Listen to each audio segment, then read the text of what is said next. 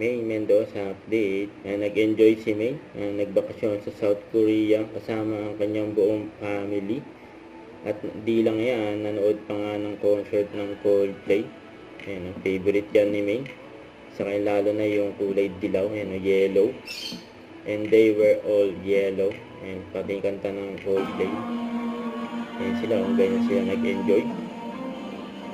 Kasama niya kanyang mga kapatid.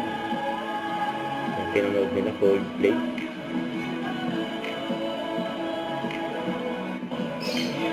Kaya mga story ni May. Habang nanonood ng concert ng Coldplay. May mga heart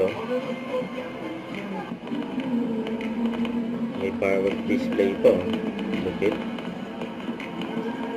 Magpapasana all ka. Nakalood ng concert.